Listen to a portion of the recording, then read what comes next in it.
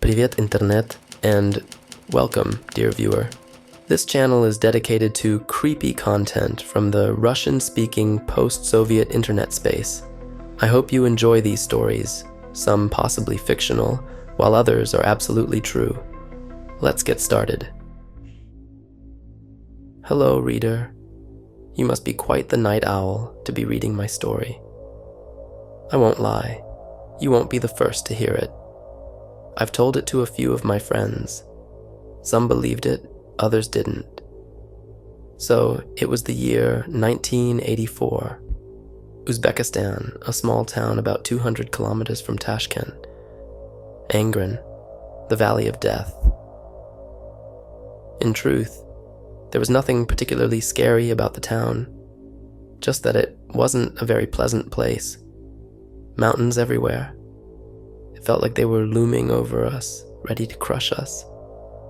We moved there with the whole family, my grandparents on my mother's side, my mom and dad, my aunt with her family, and my uncle. We bought several nice apartments and country houses, planning to live happily ever after.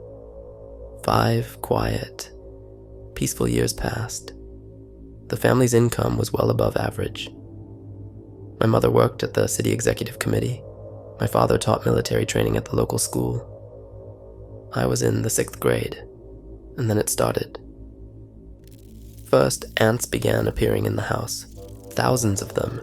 We crushed them, poisoned them, tried everything, but they kept carving their paths. After a few months, the ants disappeared and cockroaches took their place. Huge, disgusting ones, about the size of a finger. They came out at night, crawling along the walls and ceiling, sometimes falling on your face. It was truly revolting. Tired of the futile fight against the insects, we moved in with my aunt's family. She lived with her husband and daughter in a luxurious 4-room apartment on the 6th floor of the only 9-story building in the city. For a while, everything was great. We watched videos together, played rather inappropriate games with my cousin. She was a year older than me, and had lots of fun. My parents, meanwhile, were waging chemical warfare on the old apartment, using disinfectants and other heavy weaponry. A few months flew by like a single day, and soon it was time to return home. There were no insects anymore, but there was a strange sense of danger. At least I felt it. My parents, being true communists of course, didn't believe in such nonsense. But the feeling wouldn't go away. Whenever I was in the apartment, I felt like someone was watching me, staring at me with malice. After a while, that feeling followed me outside the house. If I was alone, even just going out to buy bread, I could feel the intense gaze drilling into the back of my head. I always tried to stay around people, even if it meant constant arguments and fights. I wandered around with my peers, tried smoking. I just couldn't stay in that apartment. I started sleeping in the same room as my parents. Then came a wonderful moment. My father left for a few months to Tashkent, supposedly for training, but really it was for family matters. So I was left alone with my mother in the 3-room apartment. The feeling of danger started to fade, as if the invisible watcher had gotten lazy and eventually disappeared. I even began sleeping in my own room again, the calm before the storm. I woke up in the dead of night, paralyzed by sheer terror. For a while, I couldn't open my eyes. No, I didn't want to open them. I could feel it. Death was right there beside me. Even now, the memory sends shivers down my spine. The silence was overwhelming. Not even the ticking of the clock could be heard. It was cold, in the middle of July, in a southern country, and the fear was suffocating. A flash and a crash. That's what pulled me out of my frozen state. I opened my eyes and saw, in the beam of a flashlight, a figure hunched over, seemingly in agony. I jumped out of bed and ran toward my mother, who was standing in the doorway, shotgun in hand. The feeling of terror grew stronger as I watched the figure slowly rise. As I hid behind my mother, several more shots rang out, followed by a piercing scream. It was my mother screaming. I think I wet myself and passed out. I woke up at my grandfather's house. My mother was sitting at the table, pale as a ghost, along with my uncle and grandparents. Several police officers were milling around. After some discussion, my grandfather, uncle, and the officers left to search our apartment for the intruder's body. A few hours later, gunfire erupted. A full-on shootout. They never found the body. And after collecting the bullet casings and counting the holes in the walls, the police left. My grandfather and uncle stayed behind to guard the apartment. And then, it really began. They said my grandfather was found dead on the veranda, pistol in hand, heart attack. My uncle, though still alive, went gray and developed a stutter. He started drinking heavily and quickly drank himself to death. The next day, not even waiting for my grandfather's funeral, we left for Tashkent to join my father. I've tried talking to my mother about that night. She's always been reluctant to say much. Sometimes she'd claim it was a burglar. Other times it was my grandfather's vengeful inheritance coming for his descendants, or even an unknown entity.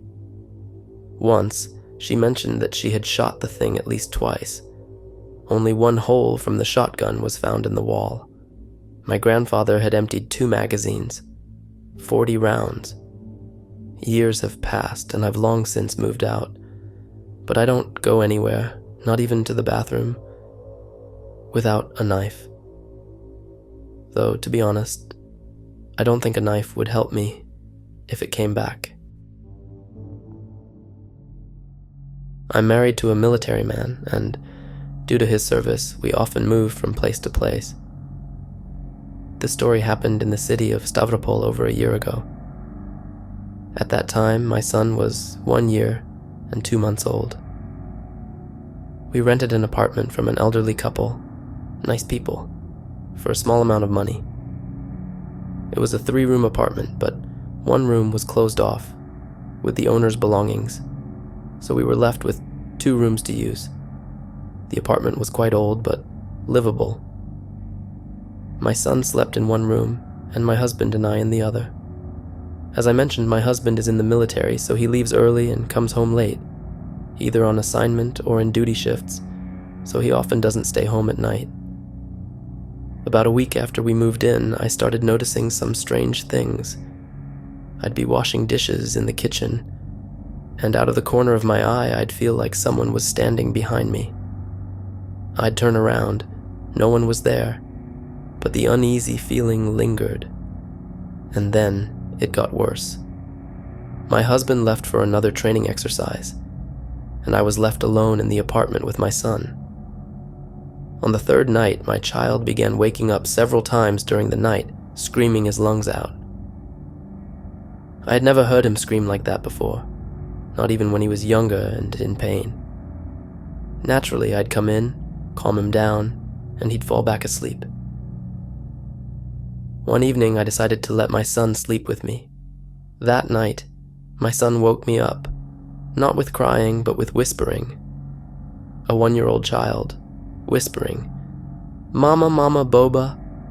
At first, half asleep, I didn't understand what he was saying, but then I fully woke up, and once fully awake, I heard heavy footsteps coming from the entrance door, like someone walking down the hallway past my room and into my son's room. The springs on the couch where my son usually slept creaked, and then there was this sound, either hissing or bubbling. This figure stood up from the couch, walked back down the hallway, went into the kitchen, and then approached the door to my room. To be honest, only sheer terror could explain what I did next. I stood up from the bed, faced the door, and literally screamed, "Get out of here. You won't harm my child. I won't let you take him." After that, I heard a sigh, and then the footsteps moved toward the entrance door. I didn't sleep for the rest of the night. Though this someone didn't bother us again, we still moved out of the apartment, not even staying there for a full month. When I returned the keys to the owners, they told me that no tenant had ever stayed in that apartment for more than a couple of months. People always left for some reason. I decided to write this creepy story because I just can't understand what that was. My imagination running wild? Hardly. I consider myself a rational adult, and what scares me the most is the thought that this might happen again.